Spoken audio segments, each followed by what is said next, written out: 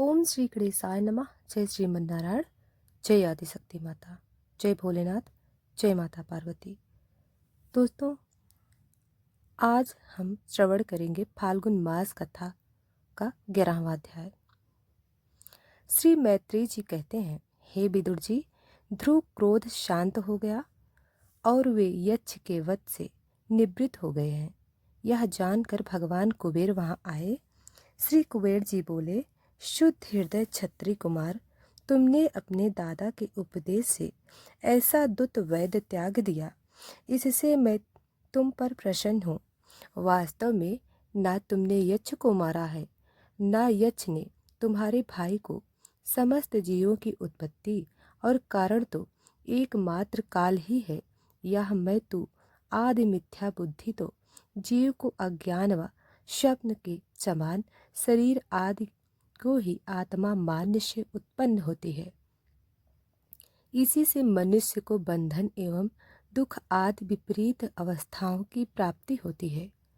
प्रिय, वह हमने सुना है तुम सर्वथा भगवान कमलनाथ के चरण कमलों के समीप रहने वाले हो, इसलिए तुम अवश्य ही वर पाने योग्य हो। ध्रुव, तुम्हें जिस वर की इच्छा हो मुझसे निसंकोच एक निंग होकर मांग लो।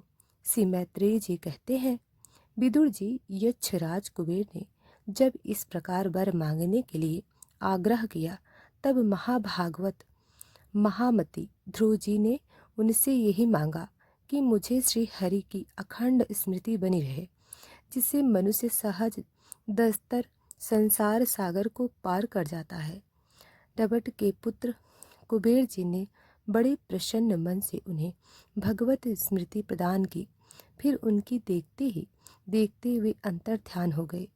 इसके पश्चात ध्रुव जी ने अपनी राजधानी को लौटाए।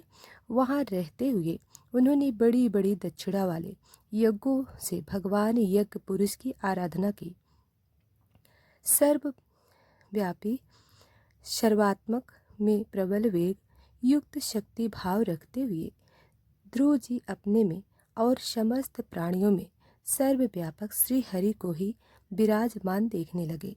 इस प्रकार तरह तरह के स्वर भोग से पुण्य का और भोगों को के त्याग पूर्वक गाध कर्मों के अनुष्ठान से पाप का क्षय करते हुए उन्होंने 3000 वर्ष तक पृथ्वी का शासन किया। इसके बाद अपने पुत्र उत्कल को राज सिंहासन सौंप दिया और वे बद्रिकाश्रम को चले गए। वहां उन्होंने पवित्र जल में स्नान कर इंद्रियों को विशुद्ध किया। फिर स्थित आसन में बैठकर प्राणायाम द्वारा वायु को वश में किया। तद मन के द्वारा इंद्रियों को ब्रह्मा विषयों से हटाकर मन को भगवान के स्थूल विराट स्वरूप में स्थिर कर दिया। उसी विराट रूप का चिंतन करते करते हुए अंत में ध्यान और ध्येय के भेद से शून्य निर्विकल्प समाधि में लीन हो गए और इस अवस्था में विराट रूप का भी परित्याग कर दिया। फिर देहाभिमान गलित हो जाने से उन्हें मैं ध्रुव हूँ इसकी स्मृति भी ना रही। इसी समय ध्रुव जी ने आकाश से एक बड़ा ही सुंदर विमान उतरते देखा। वह अपने प्रकाश से 10 दिशाओं को अलौकिक कर रहा था, मानो पूर्णिमा का चंद्र उदय हो गया हो। उसमें 2 श्रेष्ठ पार्षद गदाओं का संहारा लिए खड़े थे। उनकी 4 भुजाएं थीं, सुंदर श्याम शरीर था, किशोर अवस्था थी और अरुण कमल के समान नेत्र थे। वे सुंदर वस्त्र, किरीट, हर भुज बंद और अति मनोहर कुंडल धारण किए हुए थे। उन्हें पुण्य श्लोक श्री हरि के सेवक जान ध्रुव जी हर बड़ा हट भी पूजा आदि क्रम भूल कर शश खड़े हुए और भगवान के पार्षदों से प्रधान है ऐसा समझकर उन्होंने श्री मधुसूदन के नामों का कीर्तन करते हुए उन्हें हाथ जोड़कर प्रणाम किया। तब श्री हरि के प्रिय पास सुनंद और नंद ने उनके पास जाकर मुस्कुराते हुए कहा। सुनंद और नंद कहने लगे, राजन, आपका कल्याण हो। आप सावधान होकर हमारी बात सुनिए। आप 5 वर्ष की अवस्था में ही तपस्या करके सर्वेश्वर भगवान को प्रसन्न कर लिया था। हम उन्हीं भगवान विष्णु के सेवक हैं और आपको भगवान के धाम में ले जाने के लिए आए हुए हैं। आपने अपनी भक्ति के प्रभाव से विष्णु लोक का अधिकार प्राप्त कर लिया है, जो औरों के लिए बड़ा ही दुर्लभ है। परम ज्ञानी सप्तऋषि भी वहाँ तक नहीं पहुँच सके।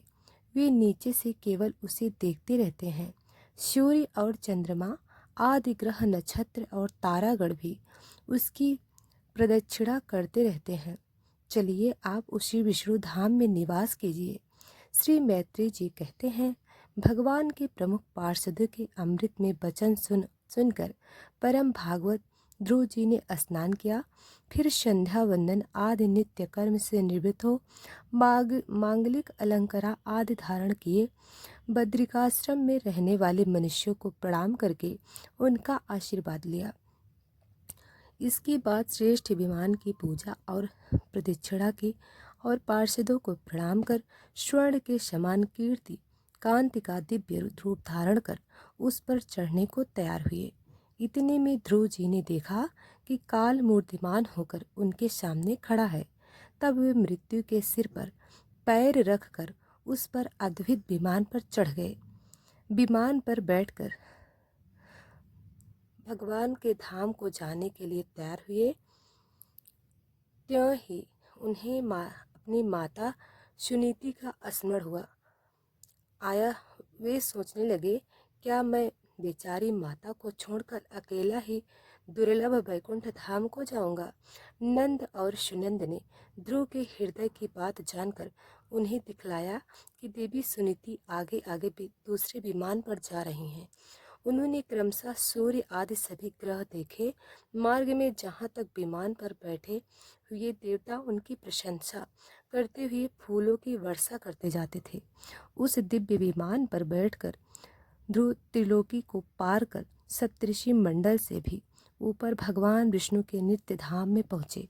इस प्रकार उन्होंने अविचल गति प्राप्त की। यह दिव्य धाम अपने ही प्रकाश से प्रकाशित है। इसकी प्रकाश से तीनों लोक प्रकाश है। इसमें जीवों पर निर्दयता करने वाले पुरुष नहीं जा सकते हैं। यहाँ तो उन्हीं की पहुँच होती है जो दिन रात प्राणियों के कल्याण के लिए शुभ कर्म किया करते हैं, जो समदर्शी, शुद्ध और सब प्राणियों को प्रसन्न करने वाले हैं तथा भगवत भक्तों को ही अपना एकमात्र सच्चा सुहृद मानते हैं। ऐसे लोग सुगमता से ही इस भगवत धाम को प्राप्त कर लेते हैं।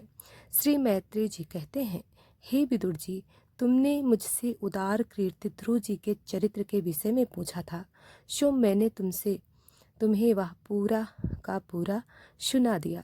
साधुजन इस चरित्र की बड़ी प्रशंसा करते हैं। यह धन, यश और आयु में की वृद्धि करने वाला परम पवित्र और अत्यंत मंगलमय है। इसे स्वर्ग और अविनाशी पद भी प्राप्त है।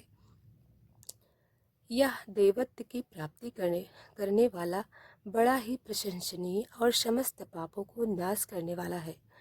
भगवत इस पवित्र चरित्र को जो श्रद्धा पूर्वक बार बार सुनते हैं, उन्हें भगवान की भक्ति प्राप्त होती है, जिससे उनके सभी दुख का नाश हो जाता है। इसे श्रवण करने वाले को शलाद गुणों की प्राप्ति होती है। जो ममत्व चाहते हैं, उन्हें ममत्व की प्राप्ति करने वाला है। जो तेज चाहते हैं, उन्हें तेज प्राप्त होता है। मनुष्यों का मान बढ़ता है। ध्रुव जी के कर्म सर्वत्र प्रसिद्ध और परम पवित्र हैं। वे अपनी बाल्यावस्था में ही माता के घर और खिलौनों का मोह छोड़कर श्री विष्णु भगवान की शरण में चले गए थे। विदुर जी, उनका यह पवित्र चरित्र मैंने तुम्हें सुना दिया, तो इसी के साथ यह अध्याय समाप्त हुआ।